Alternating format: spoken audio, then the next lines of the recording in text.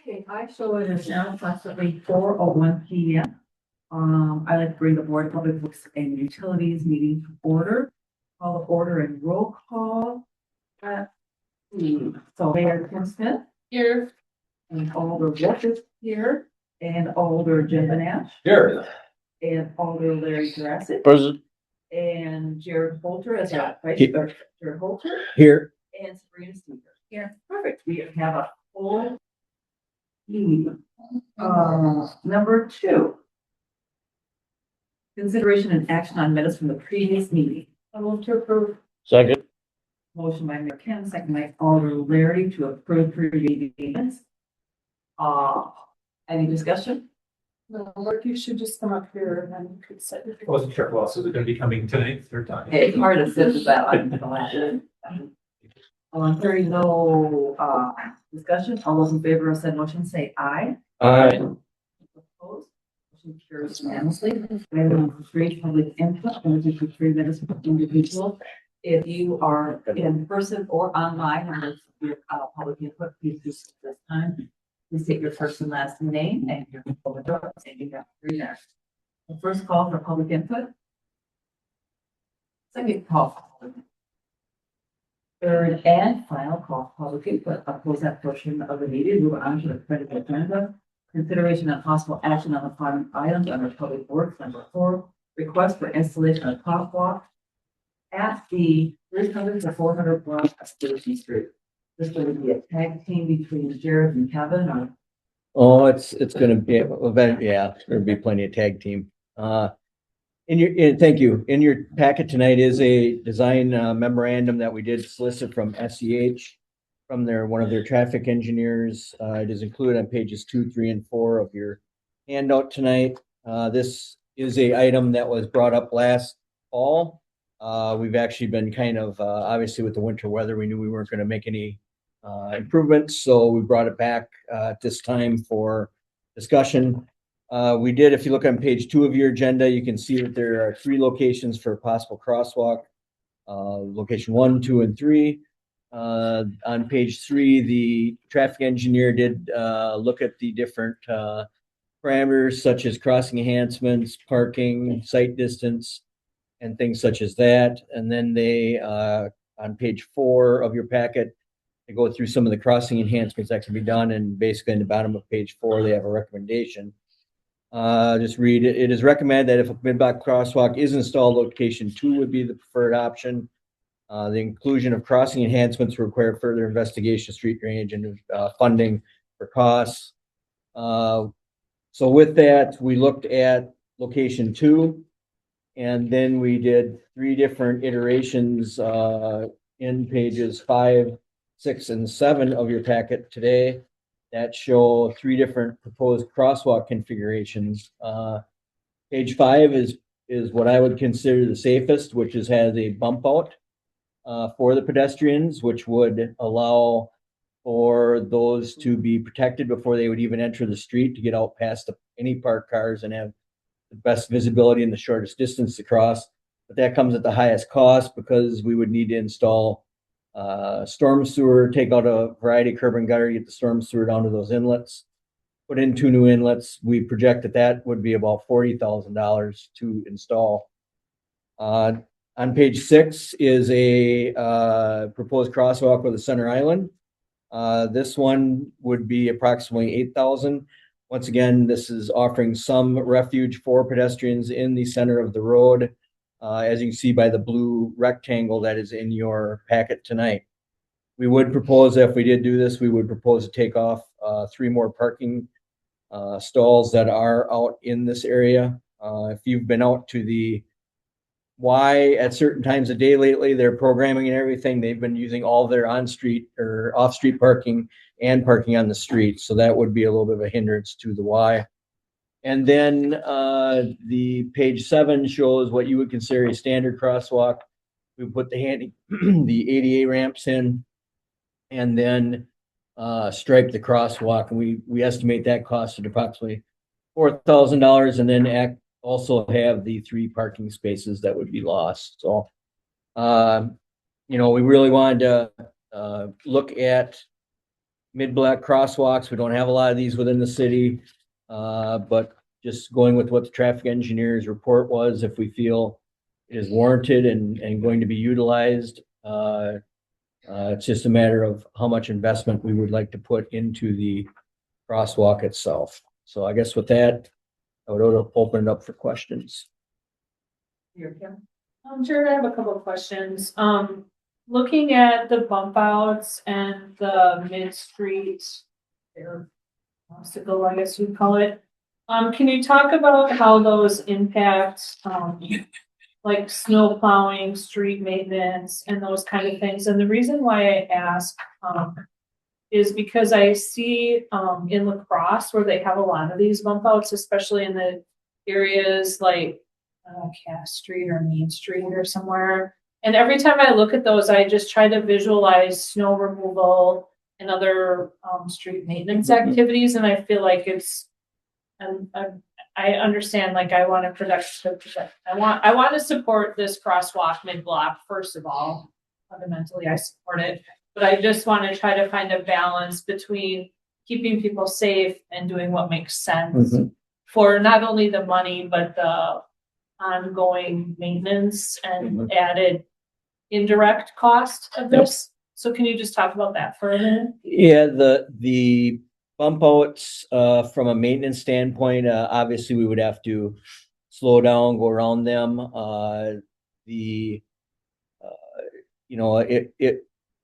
Is one going to break the camel's back? It's not going to, but if you had 500 of these in the city, every time, whether it's snow plowing, street sweeping, maintenance activities, it's just one that, it does take time, but I don't think,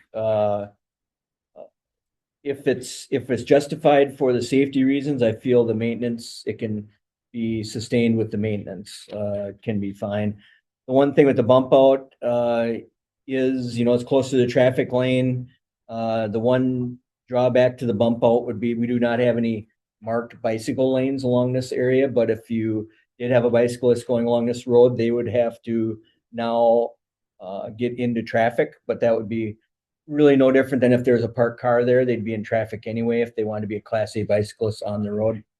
So, from a maintenance standpoint, the center island, it's another thing to go around, another thing to sweep, clean off, shovel the center island, but it comes down to what, I don't think any of those are a deal breaker if we're doing these on a smaller scale and not all, not at every intersection in the city. And so the flashing beacon wasn't considered at this time for this We project? can add a flashing beacon to any of these. They're about 8,000 piece. The ones on, that's with the light though, just the flashing beacon. 20,000. 20,000, I'll add you one on each side. And that could be added to any of these scenarios. Obviously, if you have the center island and you can put it in the center of the road, it's going to be the most visible. But those could be added at, any one of them. Anything else, ma'am? Jared, quick question, a few questions. When we were approached by individuals in the last year, was this their preferred choice for this area? They would prefer to just walk down the driveway and cross the driveway. That's the preferred choice. Okay. But this is in the closest proximity probably to what the residents of the Eagle Crest were thinking, I would say. Has the Y been noticed about this? I have not talked to the executive director of the Y. That would be, I wanted to wait to see what the board wanted to do. And then, and obviously we have worked on parking out there over the years since the Y went in over the last 20 years. And I have personally met with the executive director on site and walked the street every time we've done this. And it is a very painful experience for the Y every time we take a street parking stall off, because as I stated earlier, they have events that they utilize the street parking. And I think one of my last questions would be, if we were to do, can I assume that if we were looking at maybe a cost of 8,000, 4,000, whatever, dollars for it that, you would possibly be able to absorb it within, the budget at this time? Oh, we budget miscellaneous work in the capital improvements budget. We could try and make that work within what we have. The 40 would be, we'd have to budget in the capital improvement budget if you want to do the $40,000. That would have to definitely get budgeted. Or if you want to add rapid flashing beacons, those would have to, I would feel those would have to get budgeted also. And then for 2027. Correct. Okay. I concur with Mayor Kim on this, that, to go ahead and do what is both cost effective, but also what keeps, with the safety be in the forefront. I do have a concern with the bump outs. I know everyone in the crossings, they hate the bump outs, but not that should sway our decision. But, I do have a concern about, the maintenance. Is this considered a minor, or this is not a major art? No, this would probably be it's a collector, I think, which a collector would be just above a residential street. That's all I have right now. Thank you. I think, Larry. Alder Larry? Thank you, Chair. The only question I have, you have a traffic count that goes by here? I would say there's probably 1,000 to 1,500 cars a day, I would say, that go by there. And how many of those probably from the Y itself? Well, Subtract that, and then there's quite a bit of cross traffic, and then a lot of traffic from the Y and traffic from LB White as their corporate headquarters and factory right there. So I don't have an exact percentage. We've never had any problem with speeding in this area that you're aware of? Not that I'm aware of that I've got. It's a relatively, you've got the curve by the shop. There's a pretty pronounced curve in the road, so you naturally kind of traffic calming slows people down. So, and if you're coming from the stop sign, it's It's not that far of a distance. yeah, but I haven't had specific requests or specific complaints regarding speed in this area. And the crosswalk, when you mark that up, is that gonna be the fluorescent paint type of thing, or? We So- would put in the white 12-inch striped crosswalk stripe, just our standard crosswalk. We could, if we did not go at the center island, it would not offer refuge, but we could put in a crosswalk yield to pedestrians like we've done around many of the schools. That is a $500 option. That sign costs $500. Alder Jim? And when I met with people over at Eagle Crest, they wanted to get something as close to the driveway as possible. And this seems to do it. There was never any discussion about a bump out or something in the middle of the street. It was just they were looking for a crosswalk. And the option of just having a crosswalk with the yield signs, I think, would appeal to everybody there. So that seems to be the best option. That's what they were looking for, was just a crosswalk, nothing special, something that would allow them, instead of going all the way to the end of the block, to go up to the end of the block and then make a big U-turn and come back down. This would seem to be the best location from the understanding that I got. Thank you, Jim. I'll entertain a motion. I'll make a motion, started out by saying, I'll make a motion to move forward with option 3. Be completed this year, but then also a request that we have a flashing beacon for this area included in the 2027 capital project for letting out that way. And that Jared will have a conversation with YMCA regarding this, and if any substantial things come out of that conversation, then bring it back before proceeding. But if that is a green light go, then. I second it. Motion by Mayor Kim, second by Alder Larry. Discussion. Alder Jim? There is one thing I'd like to add. I believe they said something about putting it in their budget, maybe help with costs with this particular project. They didn't say anything about a flashing light. And they're just didn't want to walk all the way to the end of the block, so they thought having crosswalk about closest to the driveway would be sufficient for them. So, but as far as what they would have to vote on anything that they consider contributing. The Eagle Crest. The Eagle Crest, yes.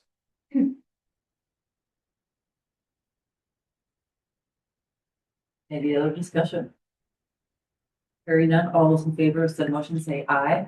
Aye. Those opposed? Motion carries. What? Carried. Item number 5, SS Transportation Project Plat Work by Short Elliott. Thank you. In your packet tonight, there is an amendment, proposed amendment for the plat for the small piece of property that the city must acquire from the DOT. That parcel is shown on page 11 of your packet tonight, is outlined in red. That is beyond the black right-of-way line. In discussions with the DOT, they are adamant that we must acquire this piece of property. They are going to sell it to the city for $1. There will be no right-of-way costs, but they are saying we have to have it in our name. In order to meet the DOT standards to do that, for the transportation plat, we have an amendment proposed from SCH of $15,700. This has got STP urban monies in it. That is what we are doing with this project. Those come with stipulations that we meet all the federal requirements, and we are being told that this is what we have to do. We did have multiple monthly progress meetings and went over this and had them take it up their chain of command, and we've been told it must be done. So this would be within the project budget that we have within the capital improvement budget for the design services for the project. We are getting $380,000 toward a $500,000 project, so it's still beneficial to the city, but it's just kind of disappointing that we have to spend $15,000 to acquire land that the state already owns for a road that's been there for 45 years. So Jared, could you remind me about SS Street project? What is that again? it's the repaving of Double S from Crossing Meadows Drive to 12th Avenue South. So if you go out there right now, we probably would have either did it this summer or next summer, but it's not going to get done until probably the spring of 28 because we're trying to, takes time to get through all the federal paperwork, federal process. So we're trying to limp it along. Yeah, pay to play. Move that we approve the agreement. Move forward as Jared described at a cost of $15,700. I'll second. Motion by Mayor Kim, second by Sabrina, to approve in the amount of $15,700. Is that personal property there? Jared, if I may, the purpose for acquiring this is that we would maintain this particular area. Is that the whole idea behind this? Correct. Well, it's part of it. The state doesn't want to get, because then they would own the road. They would see it as a maintenance item. So and because it's a local street, the state can't own the land. So just that section of it. Just that red section is the part we don't have. So for Larry's question, we're buying the land from the state of Wisconsin. Correct. We're gonna acquire it for $1. I thought there was a house right there. No, there's a DOT salt shed back there. Oh, I'm on the other side. Okay. Yeah. Any other questions, discussion? Hearing none, all in favor of the motion say aye. Aye. Those opposed? Carries unanimously. Item number 6, fiber optic cable installation along Wilson Street and reconnections to well number 9 and well number 10. Thank you. In your packet tonight, there is a quote from Five Star Telecom for installation of fiber optic cabling. The major portion of this project that's driving it is getting the city fiber network ran from 11th Avenue and Wilson Street to the Ultra Federal Credit Union building on Oak Forest and Wilson Street. That building is connected into the WISCNet network, which is the statewide used to be the university system, but WISCNet is actually the provider in it now. They it's basically a state-run fiber optic network. So by hooking into this, we would then run our fiber connection for all of the city facilities back to City Hall, where right now we're using a charter internet connection that we pay for. That is 1 meg. This will give us 10 megs of internet connection, which will obviously in today's world of everything being on the cloud and speed is everything, would vastly help our running of city functions. With this, also, we received the quote from 5-Star because 5-Star is the only provider that Ultra will let into their building. So, and Ultra is a partner with WISCNet because the WISCNet follows the interstate, and they tapped into it right there, and they've got all the connection space in. Ultra donates the space within their building for it, but then we have to tie into it. So that was our sole provider for this that was able to do it. This is the company that has done a lot of our fiber work already. And then also we would be getting fiber from our existing network to well number 10 and well number 7. And the nice thing about getting it to well number 7 is it would go right past the Dave English shelter and would allow us to then drop a connection there that we could put cameras not only at our 2 wells, but Dan will budget then for cameras to be on the All Abilities playground. So there's some auxiliary benefits to this also. So we did have $120,000 budget in the approved capital improvements budget. So it falls within budget, and this would be a great, I mean, everybody that's on the computer here all day, every day now in the cloud, it's just going to be, Joe says it's going to be faster, our IT director, so it's going to be a benefit. So, Jared. Entertain a motion. I'll make a motion to approve 5-Star Telecom to do the fiber installation at a cost of $112,076.60. Second, Motion by Sabrina, second by Alder Leary to approve in the amount to 5-Star Telecom Inc. $112,076.60. Discussion. Alder Jim. Just a quick question there about charter.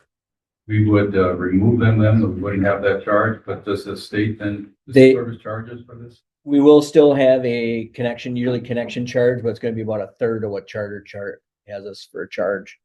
We will still have to have a backup. Right now we have 2 internet connections anyway.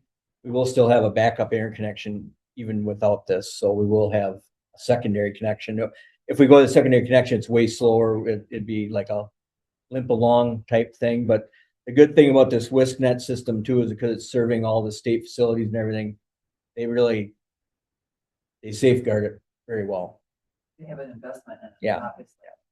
so what would be the price for the state then? I think it's a couple $1,000s a year where we're paying, it's 2,500. We're paying, I think, almost 800 a month. It's almost 10,000 we're paying Charter right now for internet connection. I was just going to add, Charter also, I think they know we're leaving, so they've increased our rate because they want us to sign. So like, They want us to sign, yeah. the sooner we get this done, the better, because they are. We'll suspend the rules, even though this doesn't apply to this, but So I know Joe was like, I'm ready for the bonding to be done. So I can move forward with this. I'm like, I know, he keeps bringing me the bill and I'm like, oh. I just keep raising.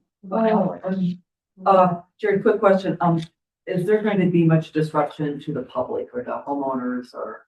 No, it'll be directional boring in the boulevard. So it'll be, you approved earlier in the year, you approved a joint project with the school district to run from the high school to well number 9 / their new maintenance facility. It'll be exactly like that. There'll be a few days of construction with people out in the street and stuff, but it's directional boring. So. Great, thank you. A motion on the table is to approve. All those in favor of said motion say aye. Aye. Those opposed? Motion carries unanimously. Items. Can I get one question in quick? But the public cannot enter into this contract. at all? No, this will just So- be for city use. So when they complain about it, we just sell them, it's just for the city and that's it. Yeah. Okay, thank you. Item number 7, wheel loader bid. Thank you. I just want to, before we even start this, we got Jim Hansen here, our fleet supervisor from the Public Works Department. I just want to compliment him. He spent a lot of time, all staff did actually, because we've got a loader bid and a loader snowplow bid in here, and they actually demoed each unit, spent time. Jim actually scheduled that, met with vendors, put together specifications. The piece of paper you see in front of you doesn't give it justice for what actually happens. So I just want to start it out with that I want to thank Jim for all his time that he put into these processes to make it as good as we can get it. So Thank you, John.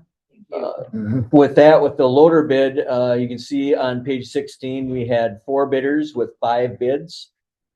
Staff is recommending a Case 621 G2 XR, which is extended reach, for a total cost with the trade-in, option B and option C of $224,000 even.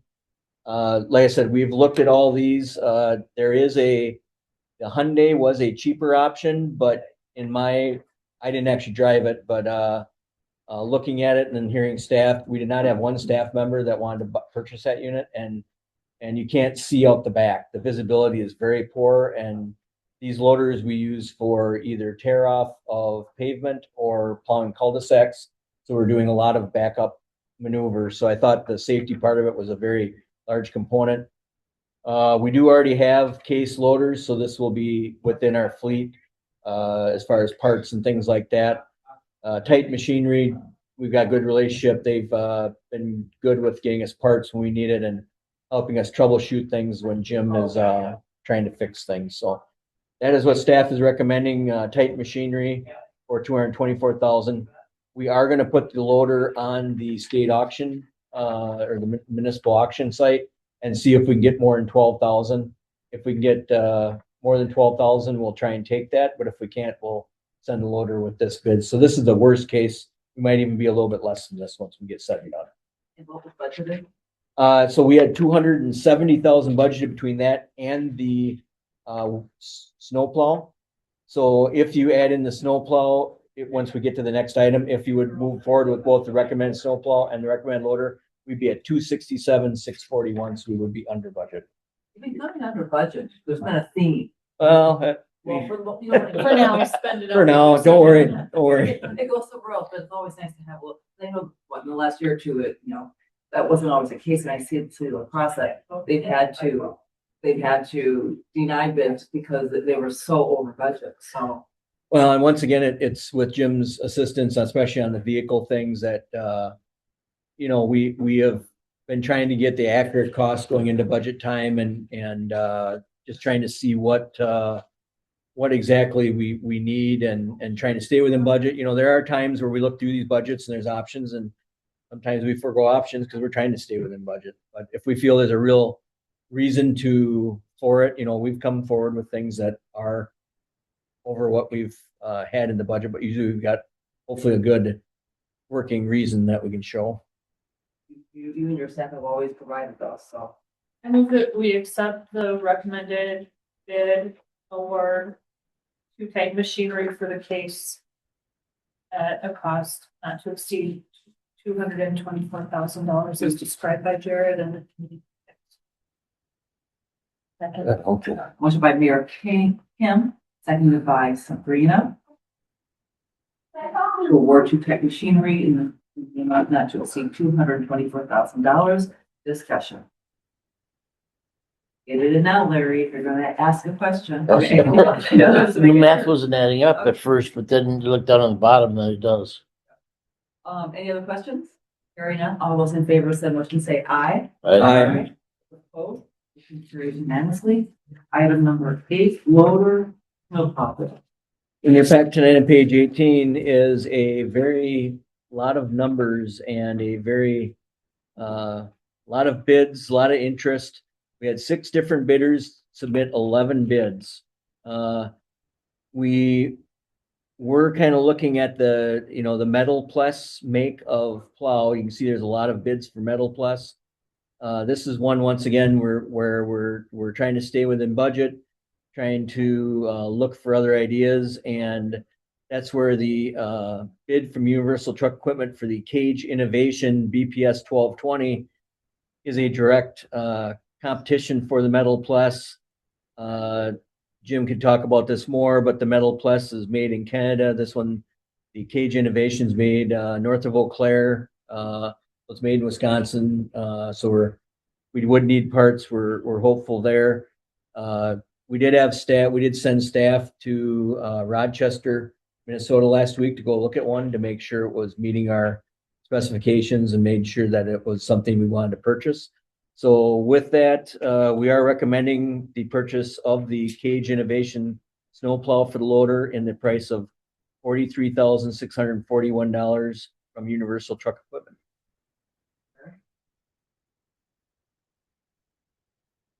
I'd make that in the form of a motion. Second. Motion by Jared, second by Alderman Kim. Discussion, Mayor Kim. Under discussion, why did you not want to have any of the replacement parts and options A and B included? I'll let Jim, but Jim can explain. The projected life of the carbide cutting edge is 6 to 8 years. Oh, So we're gonna buy that within the regular operating budget. We have budget for blades. The parts, since this is a Wisconsin made product, we don't need to stock as many parts as the Canadian Sure. products. So we'll be able to get them next day. And then we also have spare plows. So if this plow goes down during a storm, we'll be able to put in a different plow into the fleet to keep going. So. Thank you, Jim.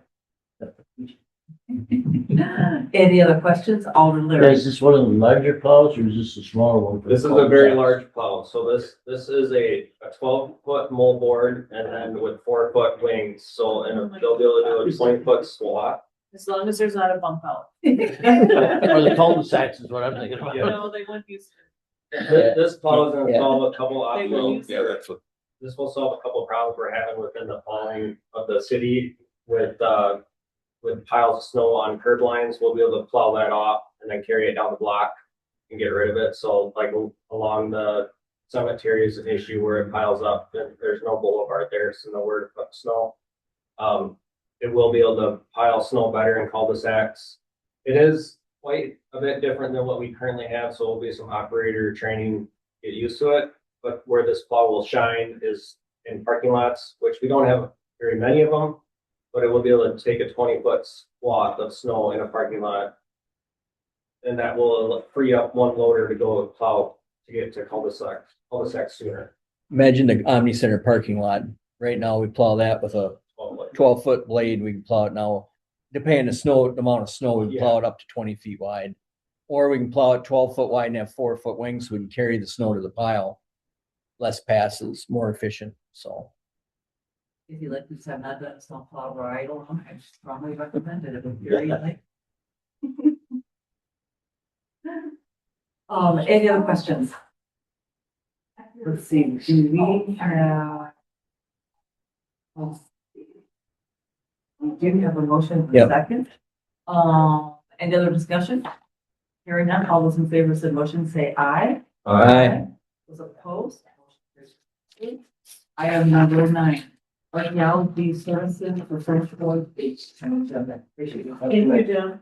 Archaeology services for French Road / Westwood Booster Station Waterman Project and Sand Lake Road / US Highway 53 Regional Pond and Storm Sewer Project. Here. So in your packet tonight, we do have two quotes from Mississippi Valley Archaeology Center, or MVAC as we refer to them. Both of these projects, one's the Country Club Water Main project that's going through quite a bit of undisturbed area, and also the Sand Lake Road project that is going through some undisturbed area. We really feel we want to try and do some legwork to ensure we don't have any cultural resources that we need to be aware of before we get to the project. So we're proposing to have MVAC do some archaeology review and a little bit of field work to go in and ensure that we have those covered. We are looking at $8,200 for the Sand Lake Road project and $7,500 for the Country Club Water Main project, French Road, Crestwood Booster Station Water Main extension. for a total of 15,700. This would be within the project design budget. We've got a number of Sand Lake Road US 53 design items coming up later in the budget, but just to show that we are keeping track of all these costs for the projects within what we have. We do have a spreadsheet that we started to ensure that we're tracking all these costs because we got quite a few different items coming up that are in particular for the US 53 Sand Lake Road and stormwater project. So just wanted to throw that in there that we have been keeping these up to date and trying to ensure that we have the monies budgeted for these. I'll make a motion that we move forward with the agreement with Mississippi Valley Archaeological Center at a cost not to exceed $15,000. Second. Motion by Mayor Kim, second by Alderman Larry. Discussion. Jared, the question I have is, this will be the amount if there are not problems, but I know we've had some problems. Correct. This,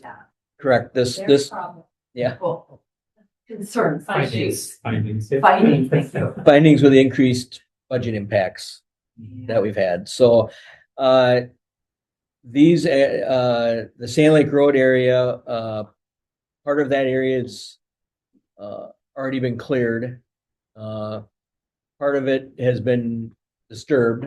So I don't know if our likelihood, because that's within the uncatalogued burial district area that they have, that area is. So that has a higher likelihood, but I don't believe we'll find anything, but that's the reason we're doing it is so we know now versus maybe there's a way we can alter our design to go other side of the road or something. So we miss something. That's part of what, that's hopefully the beauty of doing these things ahead of time is doing them when you're still in the planning stages, design stages, so we can hit them without being excavating and having things happen. So the Country Club water main project, there's just so much area out there that's undefined as far as disturbance and things like that. Some of that will be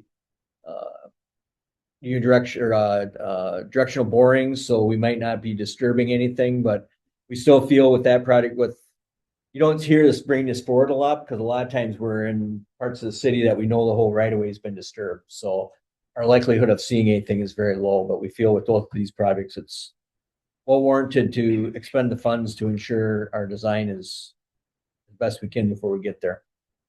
Thank you. Alderman Larry? Thank you, Chair. You said you have other things coming up in the future. Is this gonna cover that or totally go back to So them? agenda items 9 and then 14 will basically be related to the US 53 project. So that's the one where we're mainly, once we get to item 14, I'll kind of just read off what I've got on my spreadsheet to just try and offer some that we're keeping track of everything. We know where we're at. So that is all covered on the MAGFAC or MVAC, yeah, MVAC. yep, Okay. yep. All right. We will use budgeted funds that we have for the design to cover these costs. Thank you, Chair. Any other questions or concerns on our discussion? Hearing none, all those in favor of said motion say aye. Aye. Opposed? Carried unanimously. Item number 10. Okay. Woo. For the record, I thought the hand sanitizer, but I think it was pure alcohol. Right, for the record purposes. So, Clean the no, air. no one think now. Disinfect the air. Thank you. Right, yeah. Yeah. Okay, so let's see, so item 10 and Kevin is passing out a bid opening. Jared. Gee, which one are we gonna go with? Kevin handed out our pavement bid that we did open this morning. We did have one bidder, Matthew Construction, for $241,374.37 for the base bid. In looking at this, with what has been budgeted, we were hoping to possibly add some more trail work, but to stay within what we have budgeted, we are recommending only awarding the base bid and not awarding the bid alternate. So we do have monies budgeted in the pavement project bid. We have monies budgeted in the trail maintenance bid or capital improvements funds. And we also take part of the long line painting out of our operating budget. So staff is recommending Matthew Construction for 241, 374, 37. Thank you. I move to approve. Motion by Mayor Kim, second by Sabrina to award the 2026 pavement project bid to Matthew Construction in the amount of $241,374.37. Discussion, Alder Jim. Jared, is this for a certain section of the city or is this for the entire city or what trails are we talking? So the trail that's included in this project to be behind Crossing Meadows. So behind Sam's Club, behind Rocky Rococo's, that trail has been kicked out of the capital improvement budget a couple of years, but it was included this year.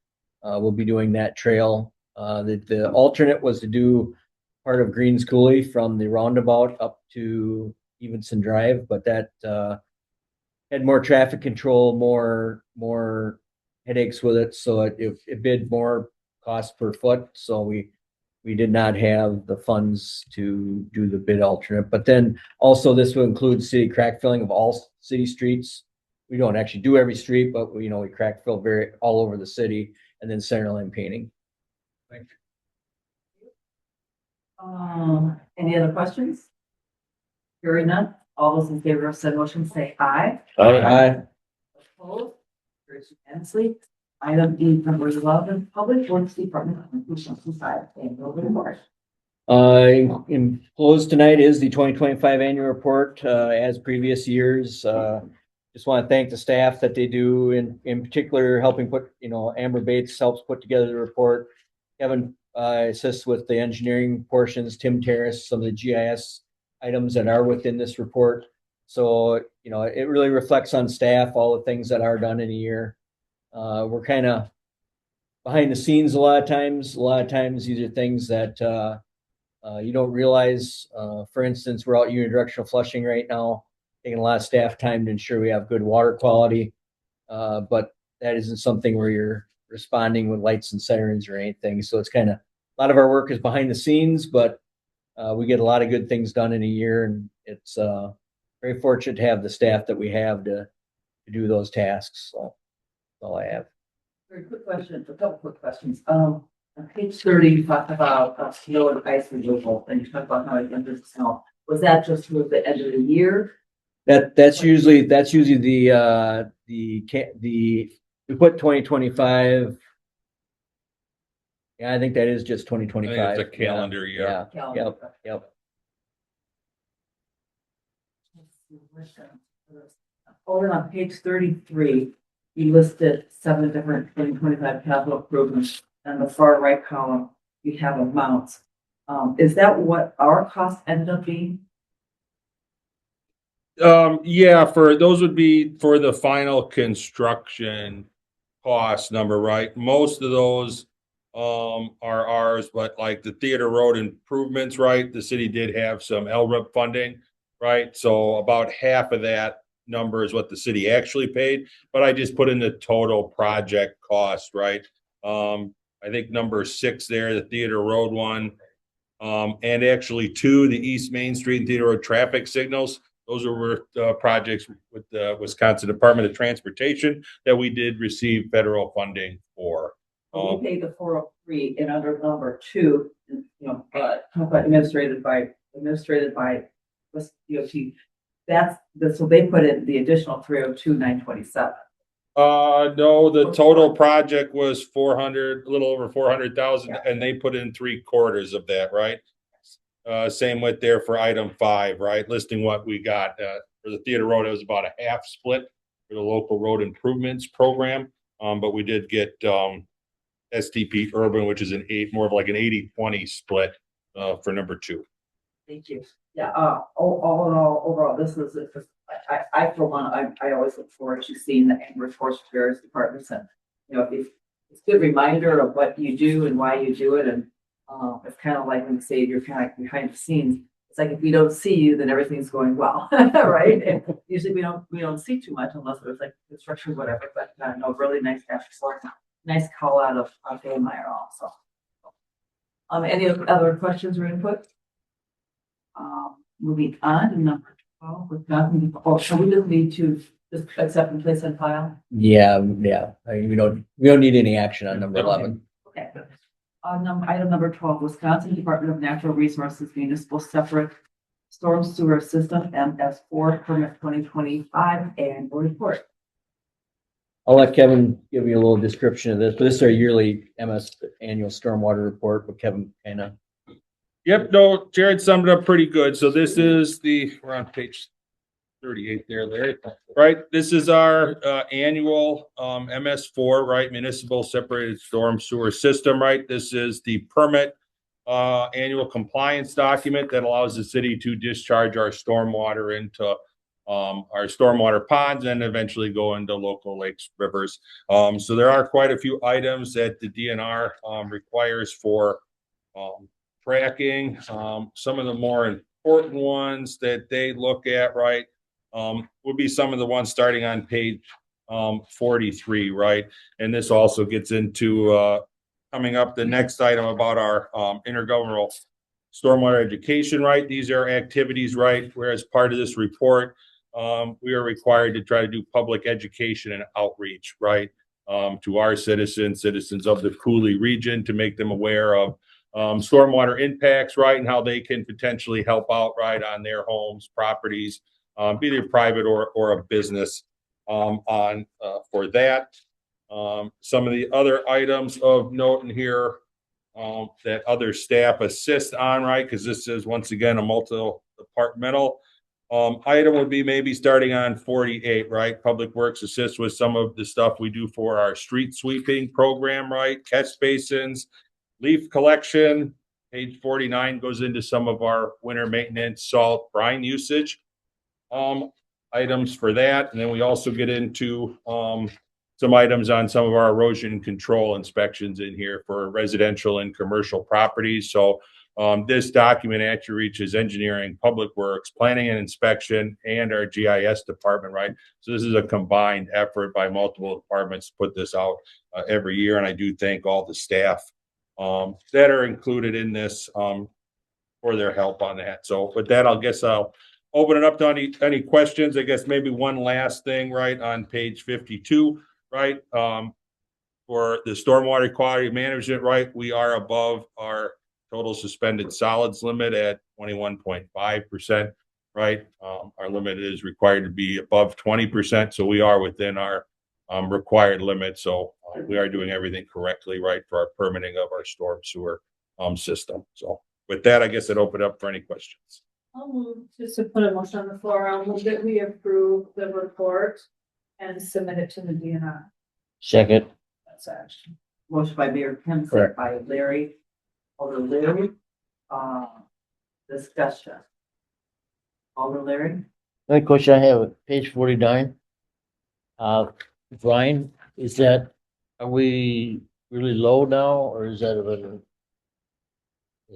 big year to use it? No, that's standard, right? We make our own brines, right? Right. So staff will fill the tank, right? You can see some years, right, months, December and January, right? We make brine probably almost weekly, I would assume, as storm events comes. And then as you see, as we get to February, right, we actually stop making it to make sure we use it all up and don't have some we have to So we don't waste. have a stockpile. Nope, Okay, nope. We got to. I'm thinking of salt. Yeah. So we have a stockpile for the brine, the liquid, right? We now have equipment at the Public Works facility where we take our stored salt, mix that with water to make our own brine solution that we can actually then use ourselves. We can store over 10,000 gallons of brine at the Public Works facility, but we keep that so we can fill trucks and everything like that. So Didn't we just get a new mixer? got a new blender a year and a half ago. So we had the brine maker about 4 years ago and got the brine blender about a year and a half ago, so we can mix different additives and it's easier to fill the trucks also.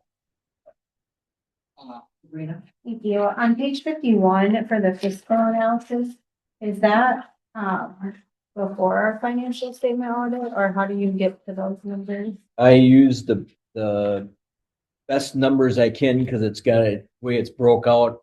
A lot of what we do is, if you look in the stormwater budget, there's a budget sheet that's got these, it's intentionally has these, When you do the ERU? yeah, when we do the ERU, it's got these components. So what we do is we kind of use a percentage basis for the most part. So whatever we percentage spent as a budget as a whole, we kind of work that into these numbers.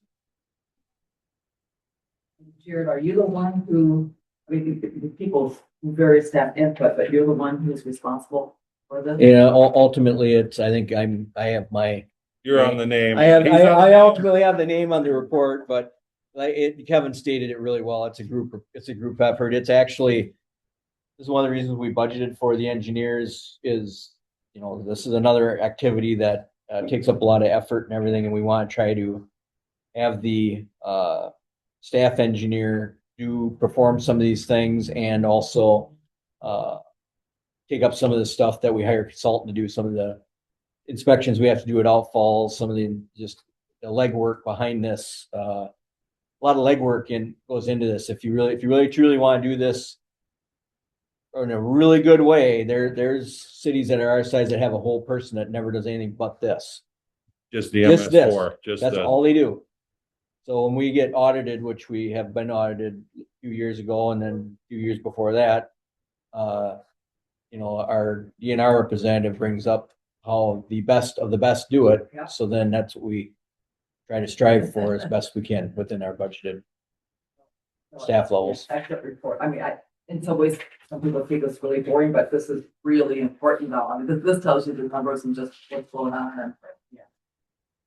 So we have motion on the floor to approve. All those in favor of said motion say aye. Aye. Opposed? Carries unanimously. Item number 13. And then 13 is the La Crosse Urban Stormwater Group, as Kevin pointed out. Cities participated in this consortium for over 15 years. I think it's almost been 20 now. Been a great thing. For what the bang for buck we get, we couldn't hardly do 2 mailings and pay the postage for what we get. So this is a model that's been followed by other MS4 areas. As you can see on page 58, there's a variety of municipalities all contribute based upon size. We do budget this every year within our stormwater budget, and it is paid for by the stormwater utility. This is great. This is an example of how government should work. I mean, I really feel this is a great thing that gets the word out, and it's people working together. And Kevin actually goes to the meetings and sits on kind of the governing board, if you want to call it that or whatever. But it's a great thing because you actually get to see your peers and see what else they're doing, and it never fails. It leads to other talks about other projects and other ways we do stuff. So it's just a good thing. I move we approve the stormwater management agreement as public education and outreach cooperative agreement. A second. Motion by Mayor Kim, seconded by Sabrina to approve the intergovernmental agreement of storm education. Discussion. As long as Kevin actually. Stormwater is a good thing. He does. I can vouch for him. It was just funny out there. All right, Eric. Yeah, thank you. La Crosse County, it's got down there $7,000. Is that, So they don't actually have a permit per se, so they're not they're kind of a participating member, but they're not based upon population. Yeah, right. So these MS4 permits are more of a dense area, right? So even though you see something like if we're on page 58, right, the top one, Town of Campbell, like Town of Holland, for example, right, they have one small area within their corporate limits that qualifies by density, right, to have enough homes where the DNR makes them permit this, right? So the county, right, helps, right, because you can see some townships are here, right, that have various levels of support and funding. and actually, if historically, right, the county was sort of one of the people that helped get this off the ground, right? When we talk about, hey, we're going to come together as a group, about 2010, right? They actually were instrumental in getting this collaboration together. So they have always thrown in some money, right, to the effort, right, to help offset some of the stuff the townships that participate in this do. So, but the county is a great partner, and actually, I guess just for the record, right, the county actually has the agreement with our consultant on this, and everybody then pays the county, right? So the county was the original an entity, right, that actually has the contract with the various consultants we've used for this. So they also help, as you can see, how they help get this off the ground and keep it together. But it's really an excellent group.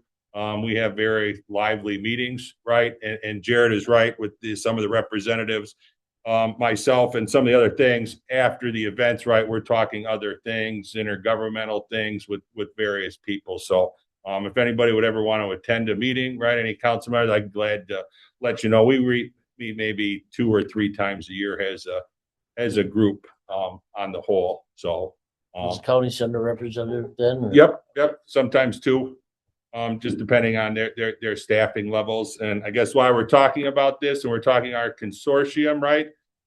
This Thursday at 1 p.m. We are going to be acknowledging the 2025 Soak It Up Award winner.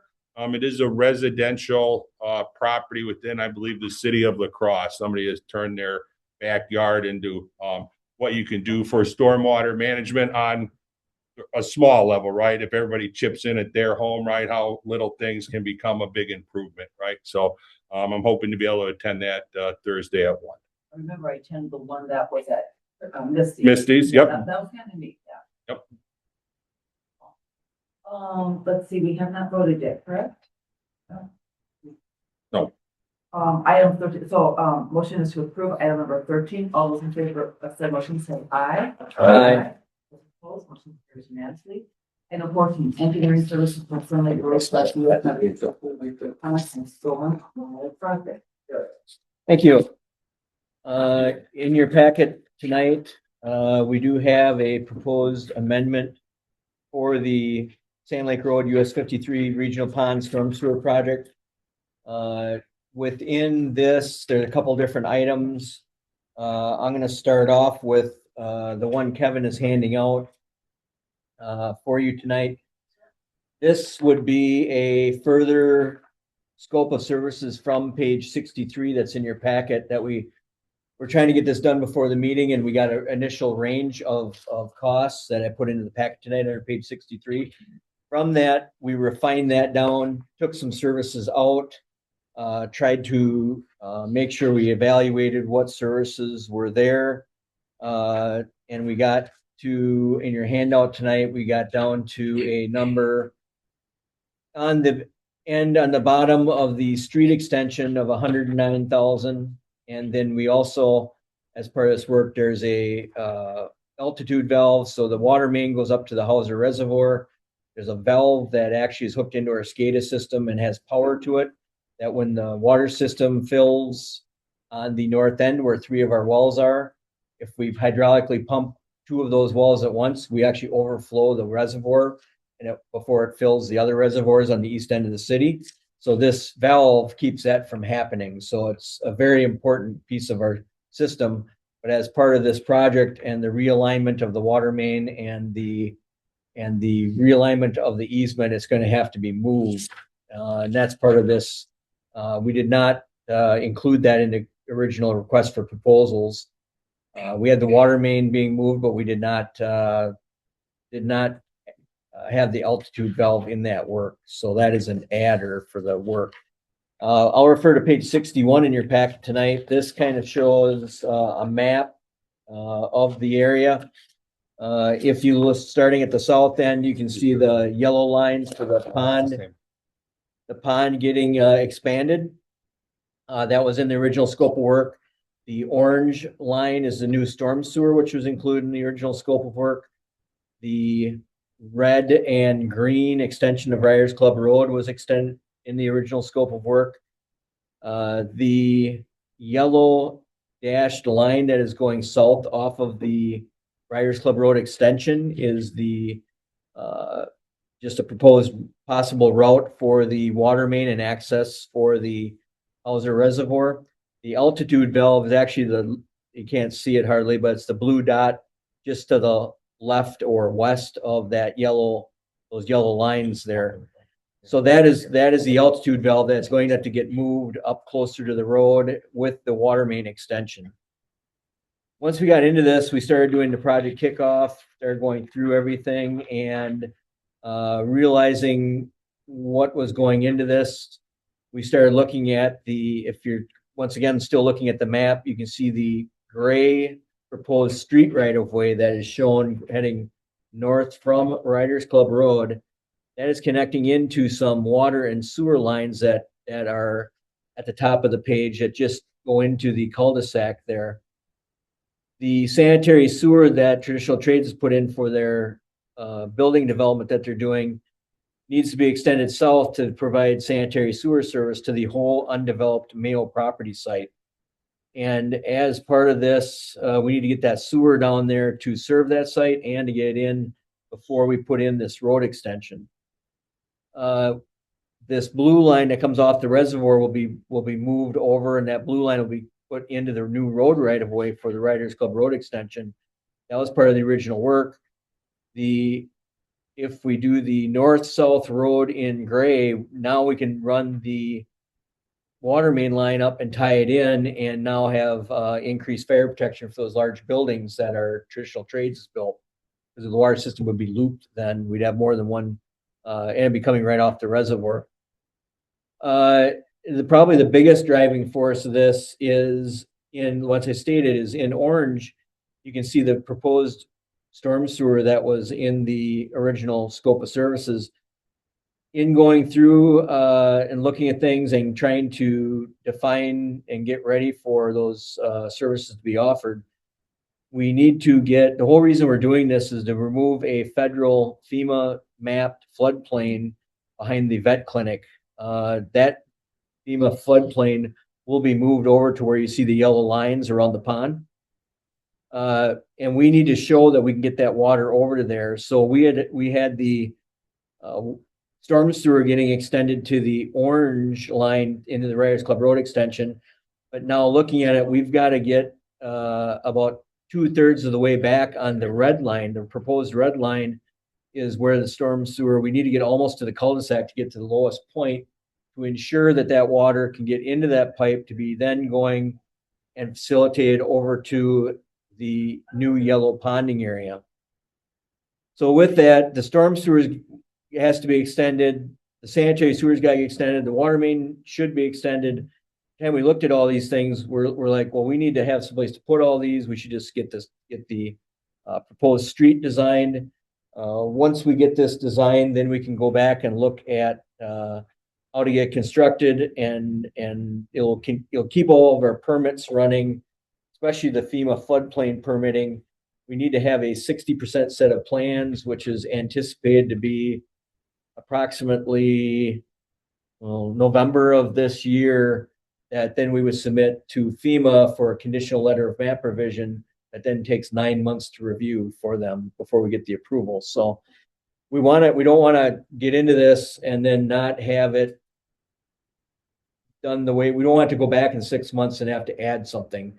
So we really feel that the extension of the north-south street would not only facilitate development within the TID district, but it would also help with a variety of functions within it.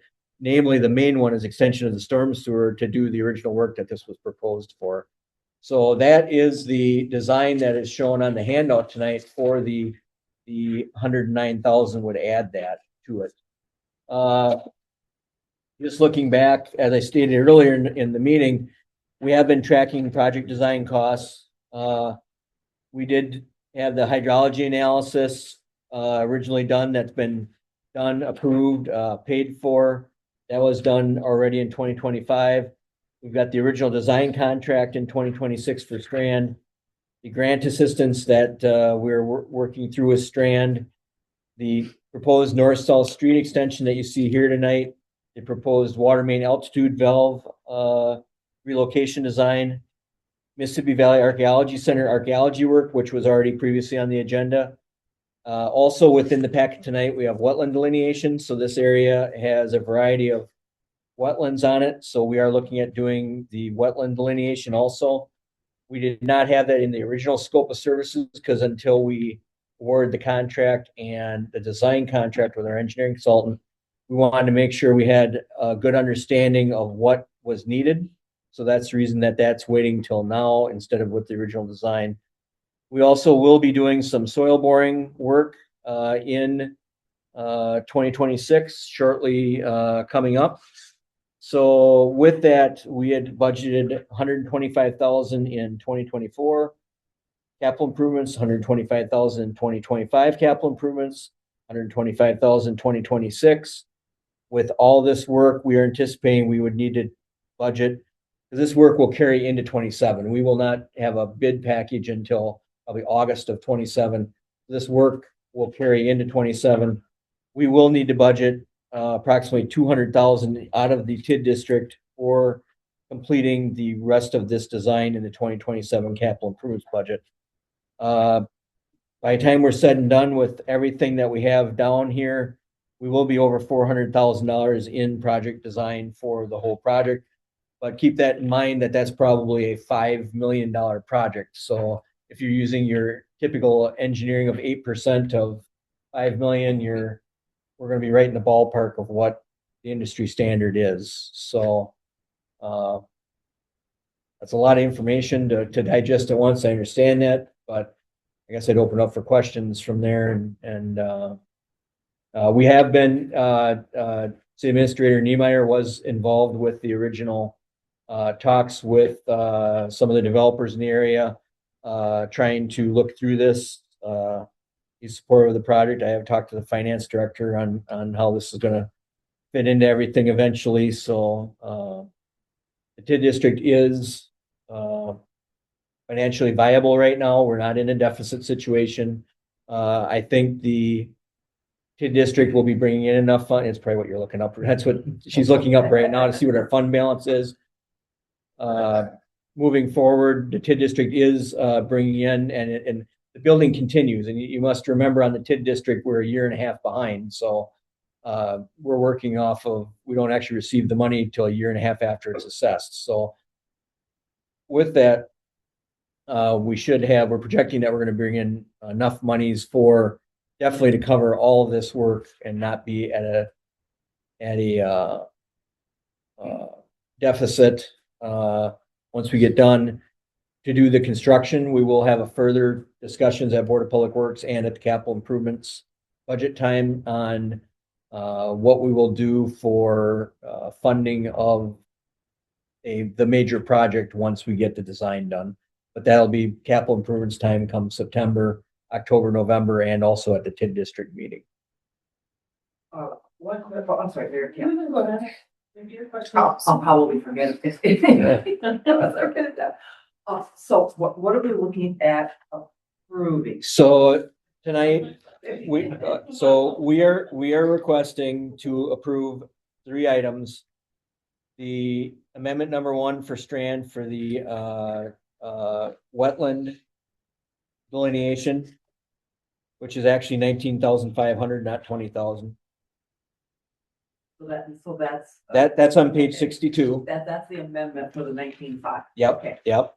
And then we don't have it in a formal draft, but we have a draft that I handed out tonight for amendment number 2. And that would be for design of the north-south street extension for 109,000 even.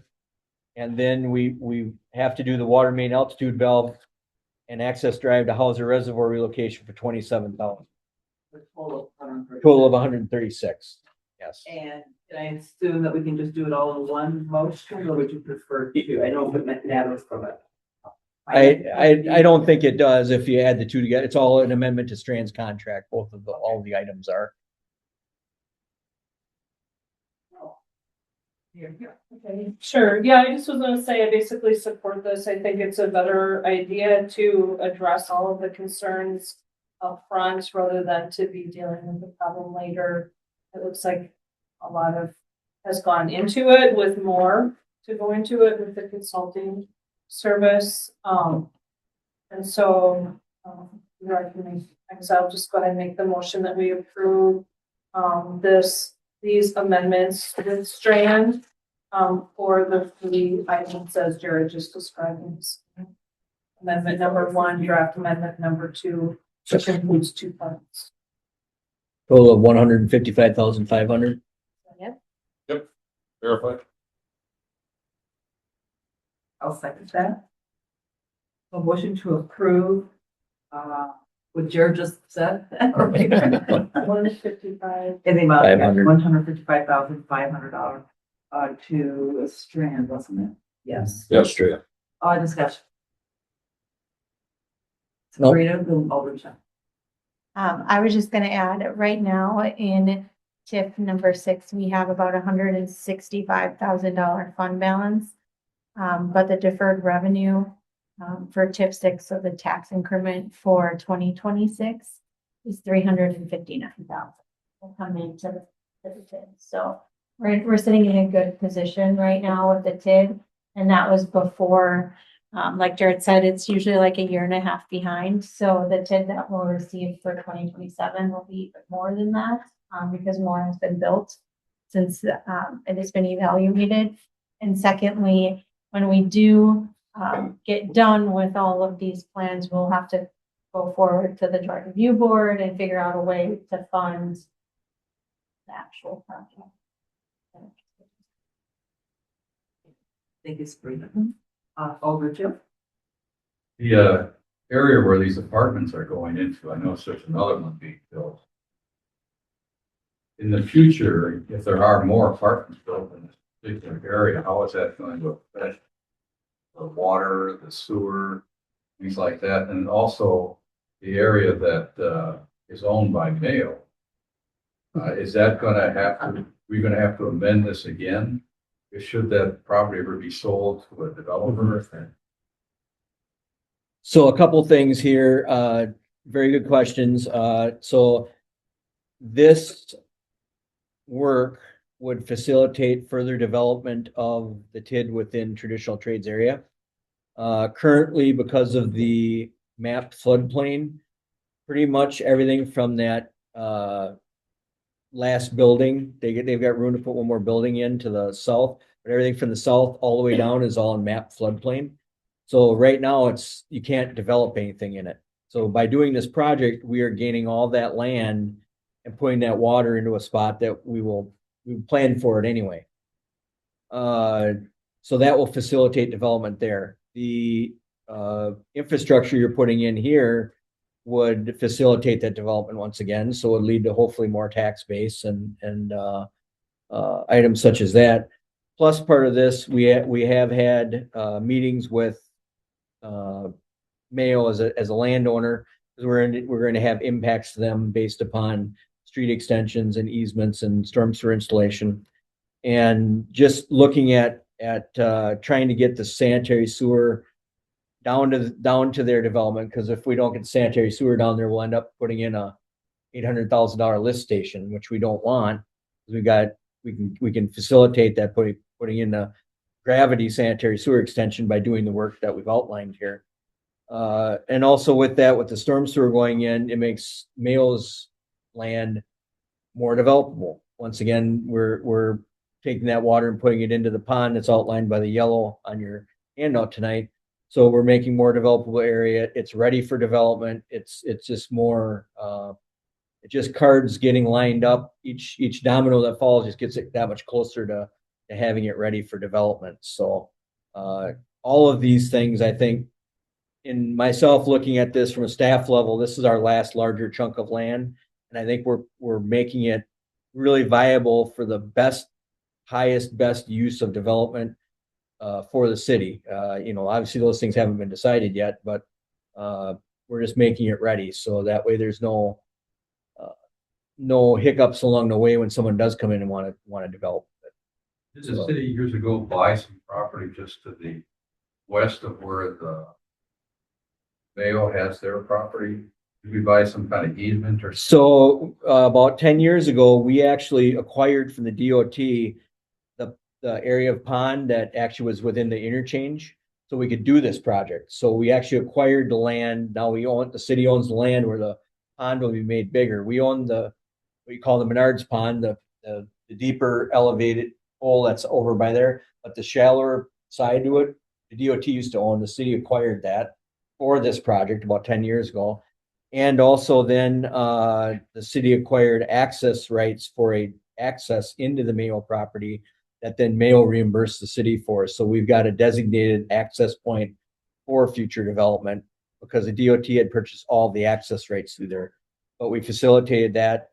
It's at a certain point based upon traffic engineering, and it would be another roundabout is what was proposed. But so that way we've got another access point that could go into this development also. Well, that retention pond would be big enough, should that ever be developed, Mayo property. The Mayo property, it is conservatively designed with a high runoff. So it's basically designed to have a lot of impervious area, so it leaves the options open. Take all that water and put it on the west side of the road. So that way that's one of the biggest things I've always seen of this project is we're facilitating development of, instead of having a 5-acre pond on the east side of the road, now we're putting it where we have the land already. Now we can do more things with that land. Well, the project that we discussed today is actually for future reference as well to help us as that Correct. get developed. What's the future, 3 years? I wish More I than knew 3 years. more than 3 years, but I wish I knew. Yeah. We've been working on this for almost 15 already. We're finally getting to somewhere where we're actually getting boots on the ground. We're at, we're going to do survey work and design done. We're actually getting to the point of getting improvements made. But we were also waiting for, the TIF was formed in 2000 approximately. And we were trying to wait to make sure we knew we had enough increment coming in to pay for the project. So instead of the city borrowing the money and not having a income stream, our goal here is to now we would facilitate, if we borrowed the money or bonded the money for doing this project, we've got an income stream to pay for it without going on the general fund, which was the goal all along. And I think it's pretty phenomenal that we've kind of met that goal. It may take as long as the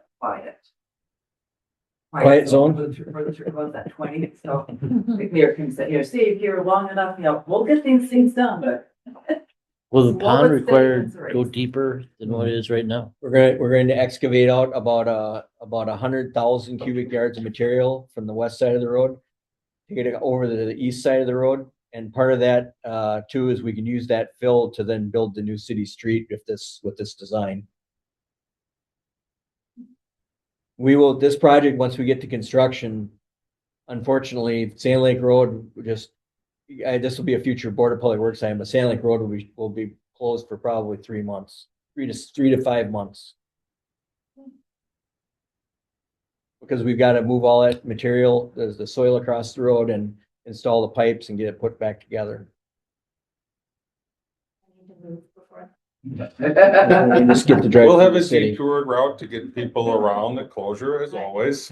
We will facilitate, and as part of the design, we are facilitating our best design that we can accommodate the shortest amount of time, but I'd rather say that and it's less than, because currently you wouldn't believe, well, you would believe it, but once the on-ramp comes on, so once you get to the old Hauser Farm access between there and the roundabout, there's approximately 15,000 cars a day that travel that road. And that's a large amount of traffic. Well, obviously, part of our construction sequencing and even the kickoff meeting with the consultant going over designs and stuff, we have made that point that want to try and get the best ways we can to get things done. Obviously, we work 24 hours in a row. Where are we going to pay for that? And whatever. So it's facilitating, once again, having Same thing, making sure we have the archaeology cleared. That's another one. Let's say we get out there and all of a sudden they start and we find something we didn't want to start and we have to delay for 2 weeks or a month waiting for archaeology to clear. Well, now everyone gets frustrated with us because we're not, our planning isn't good. So we're trying to do the best we can to get the best set of plans, get the best project we can out there to get our goals, succeed with our goals, but yet trying not to have the public goal. We'll coordinate this, so it's not the same time as Main Street, right? Yeah, we'll get, Yeah, right. yeah, Or the And I mean, same as those are- Sand Lake. Yeah. So, but Won't be the same as Sand Lake. no, San, if you, Roundabout. yeah. So we'll miss the OT roundabout because that'll be in by then. Main Street's 229. We're hoping to bid this in, like I said, probably August to October of 27 is our goal. So that it can be constructed either over the winter or over the fall, spring of 2027 into 28. So hopefully by the end of 28, it would all be in the ground, ready to drain. That's all. Okay, let's see. Motion on the floor is to approve. All those in favor, say motion, say aye. Aye. I would just clean the estimates for Grand Associate Clean and Safe Customers Insurance County. Revised one tonight. State of the Department of Transportation, Winona Heating and Ventilating, Inc., any other contractor slash developer. Yeah, so I have hand out an updated one tonight. It has 11 estimates. A couple things I'll point out from the one that's in your packet is number 11 is an ad. We just got this invoice. This is for the camera system at the Omni Center that is in and installed. We also, all the state estimates 1, 2, and 10 are have increased because I've gotten the invoices in for this month because our meeting is relatively late. So I actually have 2 months worth of estimates invoices on those. So those are the main changes, and the numbering on the left side was off on the original document. So, but those were the main financial impacts of the changes you see in front of you tonight. Item 1 through 11, the new date, well, the updated Updated. of April 7th, 2026, not in our. I'll make a motion to approve the pay estimates for the resource section. Second. Motion by Sabrina, second by Alder Blair, so it's true, the 11th, we estimates listening out. Mayor Kim. I do have one question. Is the Winona heating and ventilation for the Omni Center related to the failure of the chiller at all, or has that been? No, this is the Control, no, this is the control. Yeah. controls of that was for putting new controls on the existing HVAC system up there. This does not have anything to do Has with that been? The chiller? I Even that's been don't think so.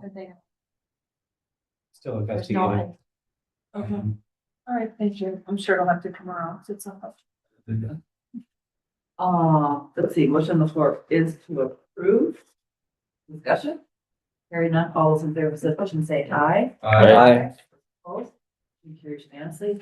Next, utilities, number 16, no report, and 17 is adjournment. Motion to adjourn. Second. Motion by Alder Jones, second by Alder Larry to adjourn at 5:25 p.m. All those in favor? Aye. Aye. Aye. Those opposed? You are unanimously adjourned. You have a vote, be sure to vote. No, we're on. Get that.